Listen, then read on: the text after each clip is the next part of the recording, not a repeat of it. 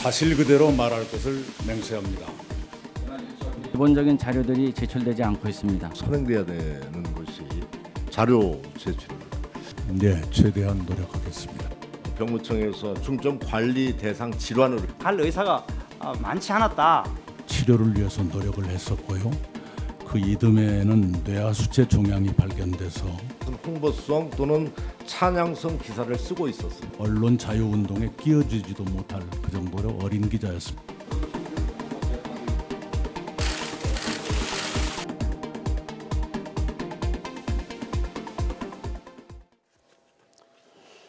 네, 문재인 정부의 첫 인사검증 무대인 이낙연 후보자 인사청문회에서는 집권 여당인 더불어민주당과 자유한국당 등 야권이 9년 만에 공격과 수비를 바꿨습니다. 이 후보자의 도덕성과 총리로서의 자질을 두고 치열한 공방을 벌이고 있습니다. 네, 유영화 YTN 개관 해설위원 김광덕 전 한국일보 정치부장 나와 있습니다. 안녕하십니까? 안녕하십니까? 네, 안녕하세요. 예. 먼저 조금 전에 있었던 인사 얘기를 좀 잠깐 해볼까요? 국가안보실에 대한 인사를 했는데 1, 2차장을 추가로 임명했어요. 예. 그 1차장에는 이상철 성신여대 예. 안보학 교수인데 안보학 교수지만 원래 이제 군 예비역 준장 출신입니다. 별 하나 출신인데 예. 그리고 그 군에서 주로 이제 어떤 이야기는 남북 장성급 군사회담 대표를 지냈고 군비 검증 통제 단장 이런 걸 지냈습니다. 예. 그리고 2차장에는 김기정 연세대 행정대학원장 정통 학자 출신이죠. 예. 외교안보 관련한 학자 출신인데 이번에 특징은 뭐냐 하면 국가안보실장이 그동안 군 출신이 많이 맡아온데 이번에 외교관인 정의용 전 제네바 대사가 되지 않았습니까? 예. 그렇기 때문에 그걸 보완하기 위해서 1차장에는 그게 NSC 국가안전보장회의 사무처장을 겸하는 자리인데 예. 여기는 이제 군 출신을 임명을 했고 예. 2차장에는 또 이제 외교 관련 학자 출신 이렇게 함으로써 외교관 출신 그리고 외교안보 관련 학자 그리고 예. 군 출신 이 세 사람이 소위 말해서 세 사람의 그 트로이카가 이끌어가는 이런 체제가 되는데 예. 공통적인 건 뭐냐면 전부 남북 관계에서는 대화 협상을 중시하는 사람들이라는 아하. 겁니다. 그래서 네. 제 생각으로는 소위 문재인 대통령의 그 남북 관계 정책을 외신에서 예. 문샤인 문 정책, 달빛 정책. 예. 그러니까 과거의 햇빛 정책하고 햇볕 정책하고는 좀 다르게 예. 달빛 정책이라고 했는데 그거에 맞는 인사들이 아닌가. 지금 현재 그러니까 국제적인 제재 압박과 함께 대화와 협상을 병행하는 이런 예. 전략을 펼 거로 보는데 예. 아까 문샤인에는 그 여러 가지 또 뭐 금음달부터 보름달까지 다양한 게 있으니까 예. 다양한 태와 좀 다르죠. 태양과 좀 다르죠. 그래서 다양한 전략 대북 전략 전술을 예. 그때 구사하지 않겠는가 이렇게 생각됩니다. 예, 간단히 어떻게 좀 평가하십니까? 안보실 체제가 갖춰졌는데요. 네, 좀 뒤늦은 감이 있죠. 예. 지금 안보실 체계는 가장 중요한 거 아니겠습니까? 지금 남북 관계 문제뿐만 아니라 북한의 핵 위협 문제 그리고 4강 외교 문제 가장 중요한 부분들을 해도 정의용 전 대사가 안보실장에 얼마 전에 임명되고요. 그다음에 이제 안보실 1차장, 2차장 임명됐는데 그 예. 위에 밑에도 다시 또 행정관이라든가 실무진들 빨리 진영을 갖춰서요. 특히 지금 외교부 장관도 뭐 거의 지금 뭐 있긴 있습니다만은 실제로 아직도 장차가 청문회를 통과해야 되죠. 네, 예. 그런 문제가 있기 때문에 빨리 진영을 갖춰서 예. 가장 긴급한 현안들을 처리해 나가야 될 거라고 봅니다. 네. 예. 자, 이낙연 국무총리 후보자 인사청문회가 진행 중이고요. 오늘 이제 첫날 아닙니까? 여야가 이제 9년 만에 공수가 바뀌었어요. 우선 뭐 어떻게 보셨습니까? 일단 저도 이제 청문회가 시작된 이후에 예. 계속 청문회를 취재해온 입장이기 때문에 예. 오늘 보면서 굉장히 달라진 풍경을 느꼈습니다. 예. 그러니까 여야가 9년 만에 공수가 교대됐기 때문에 수비를 주로 하던 사람들이 공격수로 나서고 예. 공격수로 있던 사람이 수비가 하니까 뭔가 이게 축구로 말하면 예. 약간 경기 양상이 좀 달라졌죠. 예. 그래서 그런데 제가 좀 일단 느끼는 게 일단 분위기가 굉장히 목소리들이 차분하더라고요. 예. 질문하는 송곳 이 자유한국당 같은 건 송곳 질문을 한다 그랬는데 목소리들이 아주 한 옥타브가 낮아요. 예. 그리고 대답하는 이낙연 후보자도 굉장히 목소리가 낮고 좀 어색해서 그런 건가요? 그래서 서로 차분하게 하는 거는 예. 서로 차분하게 서로 정책이라든가 자질을 검증하는 측면에서는 좋은데 예. 과거와 같은 예리하고 막 목소리를 높이고 하지 않는 호통 청문회의 모습은? 호통 청문회 이런 건 없었어요. 예. 그래서 서로 장단이 있기 때문에 흥미 측면에서는 오늘 좀 떨어지지 않았는가. 그런데 그 중에 하나가 대표적으로 위장 전입 이제 이야기가 이제 오늘 예. 나오지 않았습니까? 예. 근데 위장 전입을 시인을 했습니다. 예, 예. 이제 부인인 교사인 부인이 예. 강남의 학군에 이제 그 학교 배정이 되기를 원하는 마음에서 이렇게 해서 위장 전입을 했는데 잘못을 시인했는데 이거에 대해서도 이 문제를 답을 얻어낸 이태규 의원, 국민의당 예. 의원인데 그렇게 답을 얻어내고 막 더 이상 몰아붙이진 않더라고요 보니까. 그리고 예. 또 그 자유한국당의 박명재 의원 같은 경우도 이렇게 되면 이게 주민등록법 위반으로서 3년 이하의 징역이라든가 1,000만 원 이하의 벌금에 처할 수 있다고 말은 하면서도 예. 사퇴하라는 말은 안 하고 여기서 국민들한테 해명하거나 사과하십시오 이렇게 하면서 뭔가 이 박명재 의원, 자유한국당 의원 같은 경우도 총리가 당연히 될 거를 전제로 국무총리로 주재하는 국무회의를 앞으로 자주 하십시오라든가 이런 조언을 많이 하는 예. 그런 식으로 해서 굉장히 달라지는 모습을 보여줬다 이렇게 보입니다. 예. 유 의원님께서는 어떤 점이 가장 눈에 띄시던가요? 일단 이낙연 후보자가 상당히 노련하더라고요. 예. 사선의 의원에다가 전남도지사까지 정치 경험도 풍부하고 또 언론 경험이 있어서 그런지 전에같이 뭐 기억이 안 난다, 모른다 이런 답변보다도 기존의 청문회보다처럼 확실하게 인정할 건 인정하고 예. 받아들일 건 받아들이면서 예. 상당히 겸손한 자세를 취했던 부분들은 상당히 나름대로의 경륜을 보여주는 측면이라고 보여집니다. 예, 예. 그리고 또 이제 그 이번 청문회는 좀 다르죠. 그러니까 지금 날쌘 공방 물론 이제 처음에는 이낙연 후보 청문회가 무난히 가지 않겠냐. 그러다 어제부터 이제 이 자유한국당 의원들이 이 자료 제출 거부하기 때문에 예. 보이콧할 수도 있다. 예. 그래서 오늘 상당히 긴장이 됐는데 의외로 이제 뚜껑을 열어보니까 오전 정도에 좀 뜨거웠던 것 같고요. 오전에 이제 오후로 넘어가면서부터는 다시 좀 평이한 수준으로 가는 것 같은데. 아직까지 뭐 이렇게 결정적인 네. 내용 이런 것들은 발견되지 않고 있죠. 그렇습니다. 오히려 자유한국당보다 국민의당 의원들이 좀 뭔가 예. 국민의 시선을 끄는 그런 질의를 했던 거로 기억이 나고요. 쟁점 중에 하나가 이제 아들 병역 문제도 있었는데요. 오간 대화를 잠깐 한번 들어보겠습니다. 허리에 문제가 있다고 하는 진단서를 제출해야 CT를 찍어주는 거죠. 그러니까 제가 볼 때 자제분께서는 군대 가고 싶은 마음이 별로 없었던 것 같아요. 왜 본인이 내지 않고 증명을 넣어가지고 국회의원 이낙연을 했느냐 이런. 부실한 자식을 둔 부모의 심정도 헤아려 주시고요. 이제 자식의 몸이 더 이상 자꾸 이렇게 되는 게 몹시 애비로서 아픕니다. 예. 병역 문제와 관련해서는 뭐 적절하게 해명이 됐다고 보십니까? 하여튼 뭐 그건 보는 사람마다 다를 수도 있겠습니다만 예. 이낙연 후보자가 부모에 대한 입장 그리고 실제로 그 어깨 탈구 현상 그 이후에 이제 탄원서 문제 군대를 다시 가려고 했지만은 그 1년 뒤에 전체 마취를 하는 그런 수술을 했다. 예. 물론 국민의당이 이태규 의원이라는 다른 사람들 그 문제에 대해서 여러 가지 문제점을 지적했습니다만 이것이 뭐 결정적으로 병역 문제에 어떤 영향을 끼치거나 범법이라든가 뭐 기피하려든가 이런 부분까지 나오지는 않은 것 같아요. 물론 내일 또 이제 뭐 어떻게 진행될지 봐야겠습니다만은 예. 하여튼 논쟁 과정 중에서 또 이낙연 후보자의 변명도 나름대로 좀 국민들에게 다가가지 않았을까 그런 생각이 듭니다. 예. 예. 저 오늘 청문회를 보면서 좀 눈길이 띄었던 것이 문제점을 지적하는 일부 의원들에 대해서 누리꾼들이 또 문자 공세를 펼쳤다고 합니다. 이에 대해서 일부 의원들의 경우는 좀 자제를 요청하기도 했다고 하는데 어떻게 보셨습니까? 네, 그래서 국민의당의 김광수 의원이 예.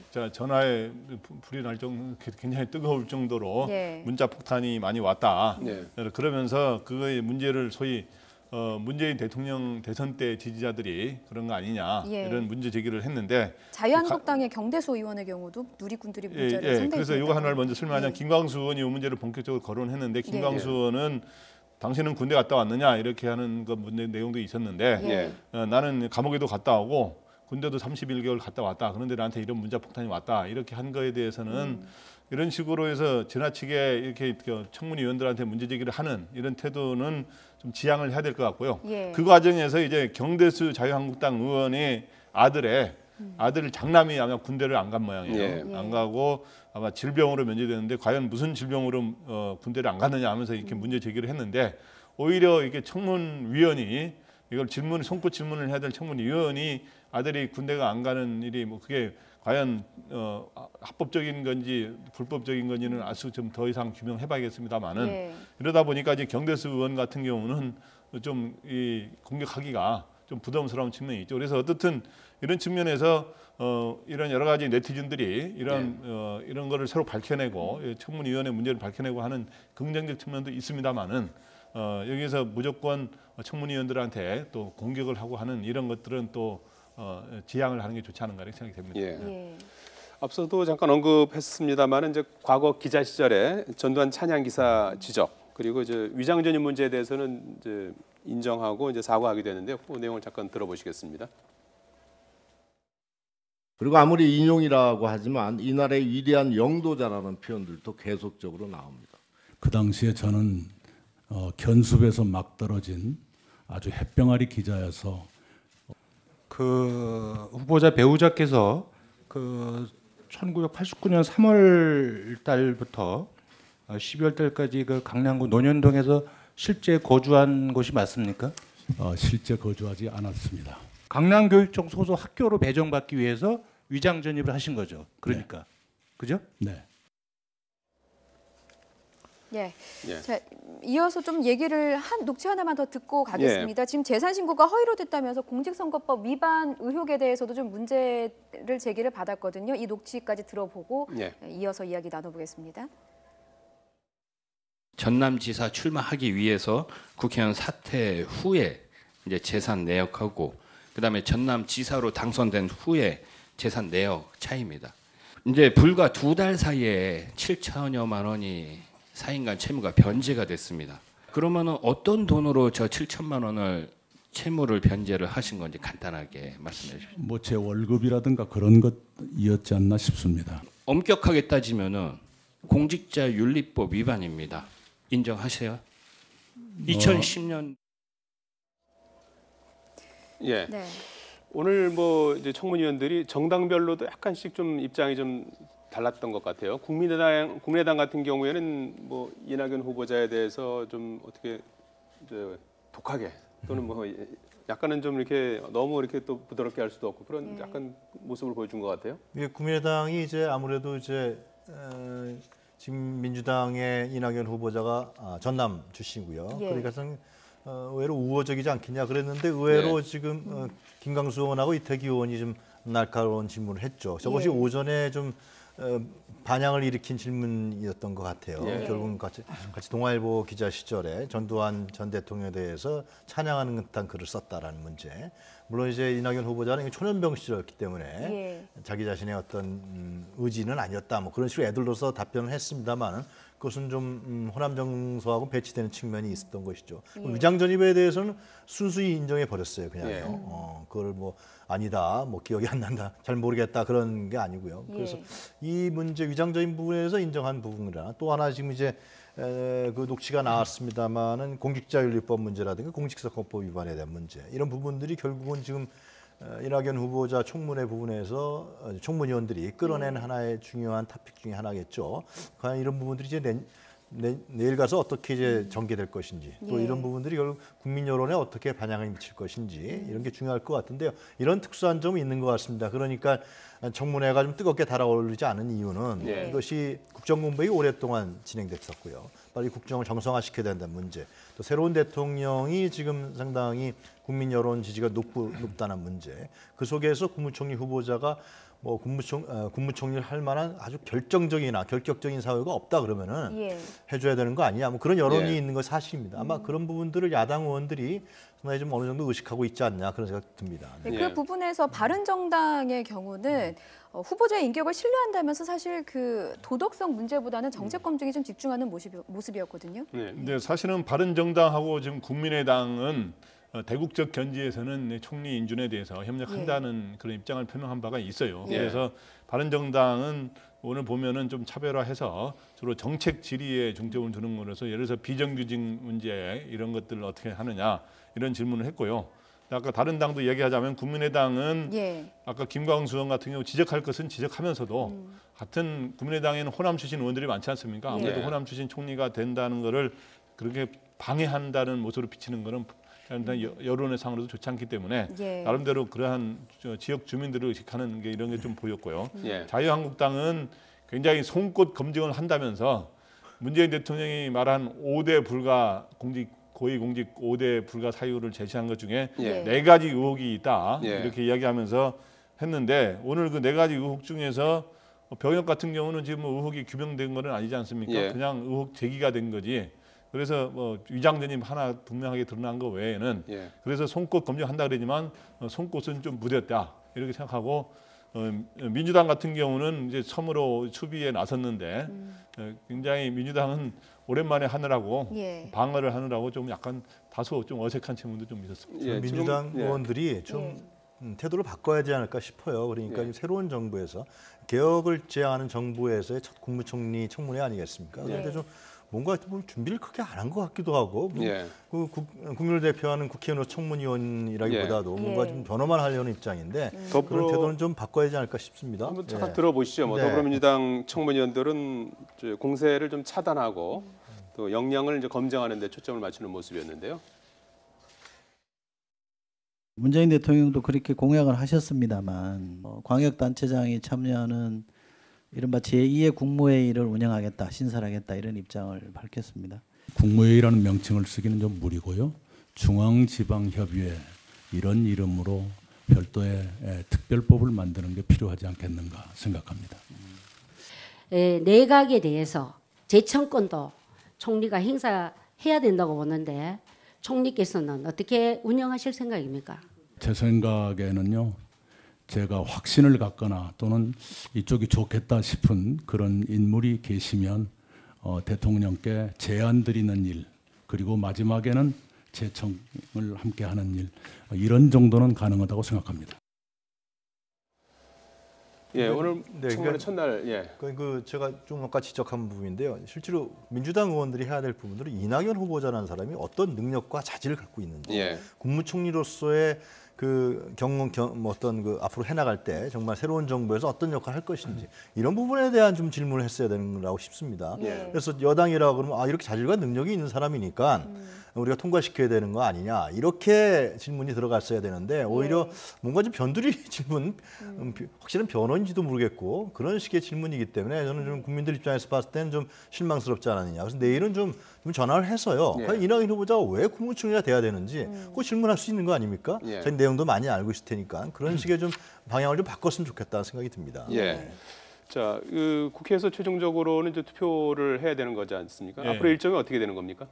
네, 앞으로 일정이 일단 이달 말에 예. 이제 오늘하고 내일 청문회를 끝나고 이달 말에 29일 또는 31일 날에 이렇게 투표를 해가지고 최소한 총리에 대해서는 임명동의 투표에서 국회에서 과반 이상의 동의를 구해야 됩니다. 예. 과반 이상 동의를 구해야 되는데 장관 청문회인 경우는 사실은 대통령 고유의 인사권이거든요. 그거는 예. 국회에서 청문회를 합니다만은 그 국회의 동의가 굳이 필요하지 않은 사항인데 국회에서 반대하더라도 사실 임명하면 됩니다. 그런데 네. 이제 총리는 국회에서 어떤 과반의 동의가 필요한데 현재 여당 의석이 120석 아닙니까? 예. 그런데 그래서 과거의 경우 이렇게 의석이 여소야대 체제인 경우 굉장히 늦어지는 경우도 있는데 이번에는 진짜 많은 탄핵으로 인해서 국정 공백이 오랜 한 6개월 정도 된 이후에 처음으로 새로 들어선 정부이기 때문에 예. 국민의당이나 바른정당 같은 경우는 대국적 견제에서 협력하겠다라는 뜻을 밝혀오고 있어서 예. 오늘 이 청문회를 마무리하고 내일 새로운 의혹, 예. 돌발적인 새로운 의혹이 터지지 않으면 통과될 가능성이 높지 않은가 이렇게 생각합니다. 예, 알겠습니다. 유영아 YTN 개관 해설위원 김광덕 전 한국일보 정치부장이었습니다. 두 분 고맙습니다. 고맙습니다.